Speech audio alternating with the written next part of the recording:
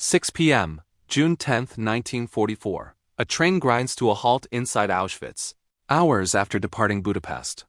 The doors swing open, and thousands spill onto the platform, coughing in the smoke that hangs thick in the air, their eyes scanning a world they cannot yet understand. Guards shout in harsh commands, forcing families to place their few belongings beside the tracks, bags filled with the last pieces of their former lives. Among them stands 16-year-old Lukach and his father Sandor, the last of their bloodline. Only days ago they lived in comfort. Lukach attended school. Sandor ran a pharmacy. They lived in a spacious apartment. Life was stable. Yesterday everything ended. Now they are pushed forward into separate lines, men and boys on one side, women, children, and the elderly on the other. At the front, an SS doctor decides their fate with a glance. Rumors of Nazi brutality had reached Lukach before, but nothing prepared him for witnessing it. He does not yet grasp the scale of the machine he has entered, a vast complex built to imprison, exploit, and erase human lives on an industrial level. Auschwitz is not a single camp but a system. To one side stands Auschwitz, the original prisoner camp built in 1940, first used to hold Polish resistance members before expanding into the administrative heart of the operation. Nearby rises Birkenau, where extermination is refined into process and routine. The doctor at the selection line pauses before Lukach and his father. A gesture left means forced labor. A gesture right means death. Over 80% of arrivals are murdered immediately. Friends from school, neighbors who once offered warm bread, are already gone. The doctor signals left. Guards shove Lukach and Sandor aside. Some might call it fortune. They do not yet know what survival here demands. They are marched to the processing block. Lukach's hors de strip, his hair is shaved from head to toe. A needle pierces his arm. A number is burned into his skin, replacing his name. In the next room, men stand under freezing water, bodies trembling as individuality is washed away. He passes warehouses filled with confiscated belongings, endless shelves of suitcases, clothing and photographs, silent testimony to hopes that will never return. Then he is pushed into a barracks, a wooden box packed with hollow-eyed figures. 3-tiered bunks stretch wall to wall. The air stinks of sweat, sickness, and decay. A dim lamp sways overhead. Lukach and his father climb to a top bunk, clinging to the thin space they can claim. Exhaustion takes them, unaware that each day ahead will demand more than the last. The camp is a maze of segregation. Prisoners divided by race, identity, and classification. Each forced to wear a badge marking them for different treatment, different suffering. At dawn, rain begins to fall. Prisoners shuffle outside, shoulders bent beneath fatigue. A man collapses into the mud. No one moves to help. An SS guard records something in a book. A prisoner with an armband drags the body away, leaving a streak in the mud. Lukach realizes death here is ordinary efficiency valued above mercy. He is assigned to a labor group at Monowitz. Fear settles deeper when he realizes his father has been sent elsewhere. He does not know if he will ever see him again. As they march to work, music drifts across the camp. An orchestra of women plays under watchful eyes, melodies floating over barbed wire and chimneys. Lukach locks eyes with a young girl holding a flute. She smiles, he smiles back. For a brief moment, they are human again. Then Monowitz rises before him, a vast industrial complex producing synthetic rubber and fuel for the German war effort.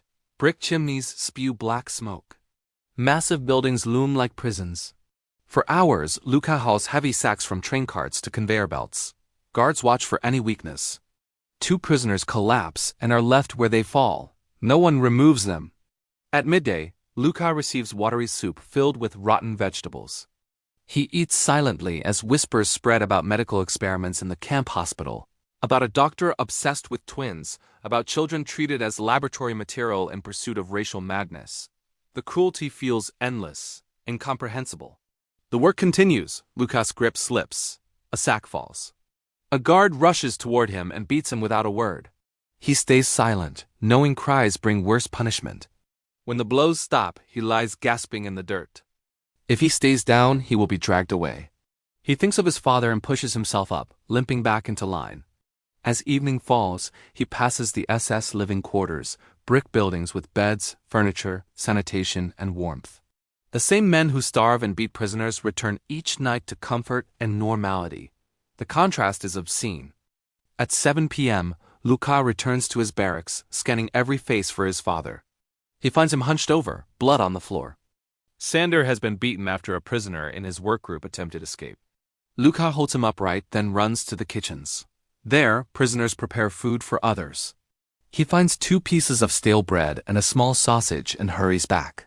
Later, he notices a group of men crouched on the floor playing chess with crude wooden pieces and a board scratched into dirt. They invite him to watch. For a few minutes, the camp disappears. They are strategists, thinkers, men with minds still intact. These moments become Lukach's fragile escape. Summer passes in exhaustion and hunger. The Eastern Front collapses. Soviet forces advance. Time is running out for the Nazis and for the prisoners trapped inside their system. On August 1st, Lukach finds his father barely conscious during roll call. Sandor collapses in the mud. Lukach wonders how to get him to the hospital, knowing disease and starvation fill its barracks and rats gnaw at the sick in the night. An SS guard approaches, orders Sandor to stand. He obeys with trembling effort. The guard signals. 2 others escort him away. Not to the hospital. Lukach watches helplessly as his father joins a line entering a building disguised to prevent panic. Inside are windowless rooms and tall mesh columns. Gas pellets will drop through them. Within minutes, hundreds will suffocate. Their bodies will be burned immediately next door. On this day, Sandor is among them. The war turns.